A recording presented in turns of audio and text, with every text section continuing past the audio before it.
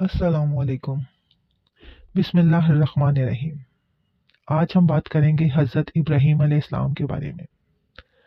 حضرت ابراہیم علیہ السلام اللہ تعالیٰ کے خاص نبی تھے جن پر بہت سی آزمائشیں آئیں۔ ابراہیم علیہ السلام عراق کے مشہور شہر بائبل میں پیدا ہوئے۔ حضرت ابراہیم علیہ السلام کے والد بتوں کو تراش کے بیچتے تھے اور خود بھی بتوں کی پوجا کرتے تھے۔ آپ نے اپنے باپ دادا اور اپنی قوم سے فرمایا، تم کس کی عبادت کرتے ہو؟ تو وہ کہنے لگے، بتوں کی۔ آپ نے فرمایا، جب تم پکارتے ہو وہ تمہیں سنتے ہیں؟ وہ تمہیں کوئی نفع اور نقصان بھی پہنچاتے ہیں؟ انہوں نے کہا، یہ ہم کچھ نہیں جانتے، ہم نے اپنے باپ دادا کو ایسے ہی کرتے پایا ہے۔ اللہ تعالیٰ نے حضرت ابراہیم علیہ السلام کو کم عمر میں ہی ہدایت دے دی تھی، اس لیے آپ نے کبھی ایک لمحے کے لیے بھی بتوں کی عبادت نہیں کی۔ ابراہیم علیہ السلام نے اپنے باپ کو سمجھانے کی بہت کوشش کی اور اپنے باپ سے کہا، ابا، مجھے ایک ایسا علم ملا ہے جو آپ کو نہیں ملا، آپ میرے ساتھ ہو جائیں، میں آپ کو سیدھا راستہ دکھاؤں گا۔ ابا، شیطان کی عبادت نہ کیجیے، شیطان اللہ کا نافرمان ہے، مجھے ڈر لگتا ہے آپ کو اللہ کا عذاب نہ آ پکڑے، آپ شیطان کے ساتھی نہ ہو جائیں۔ باپ نے جواب دیا کہ اے ابراہیم، کیا تو میرے بتوں سے پھرا ہوا ہے؟ اگر تو باز نہ آیا تو میں تجھ کو سنسار کر دوں گا، مجھ سے دور چلا جا اور مجھ کو کبھی نظر نہ آنا۔ ابراہیم علیہ السلام نے اپنے باپ سے فرمایا، آپ پر سلامتی ہو، میں اپنے رب سے آپ کے لیے بخشش طلب کرتا ہوں۔ والد صاحب کے سخت رویے کے بعد آپ نے ان سے علیحدگی اختیار کر لی۔ ابراہیم علیہ السلام بت پرستی سے سخت چڑھتے تھے۔ عید کے دن ان کی قوم کے لوگ کھانا پکا کر معبودوں کے سامنے رکھ دیتے، پھر شہر کے باہر ایک میدان میں کھیلتے، خوشیاں مناتے اور شام کو گھروں کی طرف لوٹ آتے۔ بتوں کے پاس جو کھانا رکھتے اس کو تبرک سمجھ کر کھا جاتے۔ ایک دفعہ عید کا دن آیا، سب لوگ تیار ہو گئے، لیکن ابراہیم علیہ السلام تیار نہ ہوئے۔ وہ لوگ جانے لگے تو حضرت ابراہیم علیہ السلام کے پاس آئے اور کہنے لگے کہ آپ بھی ہمارے ساتھ چلیے۔ آپ نے ساتھ جانے سے انکار کر دیا۔ ان کے جانے کے بعد آپ بتوں کے پاس گئے، دیکھا ان کے سامنے کھانا پڑا ہے اور ان بتوں نے اس کھانے کو چھوا تک نہیں تھا۔ حضرت ابراہیم علیہ السلام نے ان کو مخاطب کر کے کہا کہ یہ اتنا کھانا تمہارے سامنے پڑا ہے، تم کھاتے کیوں نہیں؟ اور کیا ہو گیا ہے کہ بات تک نہیں کرتے؟ پھر آپ نے پوری طاقت لگا کر کلہاڑا مار کر بتوں کو ٹکڑے ٹکڑے کر دیا، لیکن بڑے بت کو چھوڑ دیا۔ تمام چھوٹے بتوں کو توڑ کر کلہاڑا بڑے بت کے کندھے پر رکھ دیا۔ لوگ جب واپس لوٹے اور انہوں نے بتوں کو ٹوٹا ہوا دیکھا تو سب حیران ہو گئے کہ سب کیسے ہو گیا۔ انہوں نے فیصلہ کیا کہ سب کو جمع کروں اور ابراہیم کو بلایا جائے اور ان کو سزا دی جائے۔ سب جمع ہو گئے اور ابراہیم علیہ السلام سے پوچھا گیا کہ یہ حرکت تم نے کی ہے؟ آپ نے کہا، یہ سب کام بڑے بت کا ہے، مجھ سے کیا پوچھتے ہو؟ تم یہ سب اپنے بڑے بت سے کیوں نہیں پوچھتے؟ یہ ٹکڑے ٹکڑے کس نے کیے ہیں؟ حضرت ابراہیم علیہ السلام کی یہ بات سن کر سب سوچ میں پڑ گئے اور کہا کہ ابراہیم علیہ السلام، تم کو علم نہیں ہے کہ یہ بول نہیں سکتے؟ حضرت ابراہیم علیہ السلام نے فرمایا، تم اللہ کے سوا ان کی عبادت کیوں کرتے ہو جو تم کو کچھ بھی نفع نہ دے سکیں؟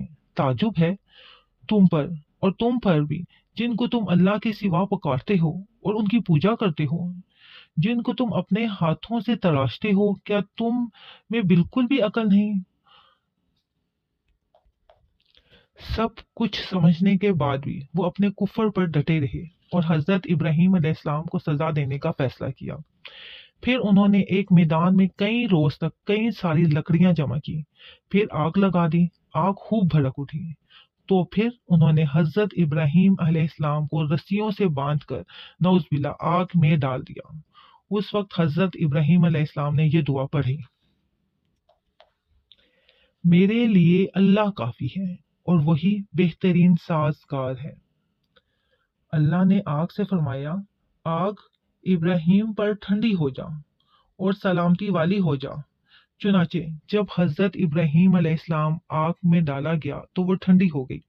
آگ بھی کسی بھی چیز کو اللہ کے حکم کے بغیر نہیں جلا سکتی، کیونکہ یہ بھی اللہ کی مخلوق ہے۔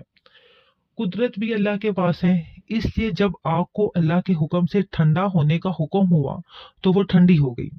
آگ نے نہ تو حضرت ابراہیم علیہ السلام کے کپڑے جلائے، نہ ہی جسم کے کسی حصے کو نقصان پہنچایا، صرف وہ رسیاں جلائیں جس سے آپ کو باندھا گیا تھا۔ لوگ آگ کے پاس حضرت ابراہیم علیہ السلام کو جلتا ہوا دیکھنے کے لیے کھڑے تھے، لیکن وہ یہ دیکھ کر حیران رہ گئے کہ حضرت ابراہیم علیہ السلام بڑے اطمینان کے ساتھ آگ کے درمیان بیٹھے ہیں۔ وہ اس معجزے کو دیکھ کر حیرت زدہ تھے۔ پھر آپ اس آگ سے نکلے۔ اتنا بڑا معجزہ دیکھنے کے بعد بھی لوط علیہ السلام کے علاوہ ان کی قوم میں سے کوئی بھی اسلام نہیں لایا۔ پورے بائبل شہر کے لوگ کفر پر ڈٹے رہے۔ حضرت ابراہیم علیہ السلام ان کا یہ رویہ دیکھ کر مایوس ہو گئے کہ اس سے بڑھ کر یہ کون سا معجزہ دیکھنا چاہتے ہیں۔ اس وقت بائبل پر نمرود نامی بادشاہ کی حکومت تھی۔ جب اس کے پاس اس معجزے کی خبر پہنچی تو اس نے اپنے دربار میں حضرت ابراہیم علیہ السلام کو پیش ہونے کا حکم دیا۔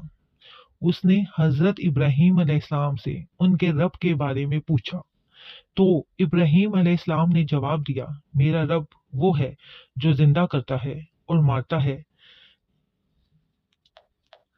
جواب میں اس نے کہا، میں بھی زندہ کرتا ہوں اور مارتا ہوں۔ اس کے حکم دیا کہ جیل سے 2 آدمیوں کو لے آؤ۔ پھر اس نے ایک کو قتل کرنے کا حکم دیا اور ایک کو چھوڑ دیا اور معاف کر دیا، اور کہا، دیکھ لو، میرے حکم سے لوگ مرتے بھی ہیں اور میرے حکم سے لوگوں کو زندگی بھی ملتی ہے۔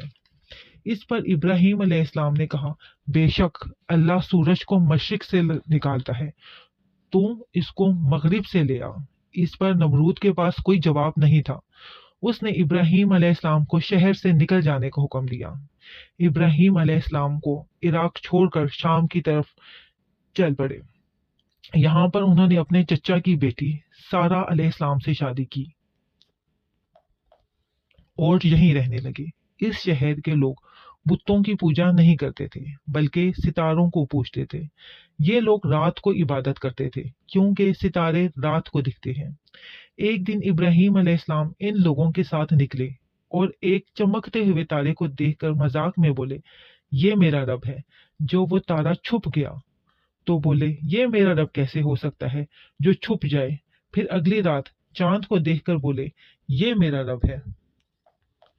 اور پھر جب دن ہوا تو چاند چھپ گیا تو بولے، یہ رب کیسے ہو سکتا ہے۔ اگر دن کے وقت کسی کو اپنے رب کی حاجت ہوگی تو وہ کیا رات کا انتظار کرے گا؟ ان باتوں سے ابراہیم علیہ السلام ان لوگوں کو غور و فکر کی دعوت دے رہے تھے تاکہ وہ غور کریں۔ پھر جب دن ہوا اور سورج نکلا تو کہنے لگے، یہ میرا رب ہے، یہ تو سب سے بڑا ہے۔ جب وہ بھی غروب ہو گیا تو کہنے لگے، یہ میرا رب کیسے ہو سکتا ہے۔ یہ سب تو مخلوق ہے، ان کا خالق کوئی اور ہے۔ میں تو اس ہی کی عبادت کرتا ہوں جس نے آسمان اور زمین کو پیدا کیا، اور ان لوگوں کو پھر بھی کفر پر ہی رہے اور کوئی بھی ایمان نہیں لایا۔ حضرت ابراہیم علیہ السلام نے پھر ہجرت کی۔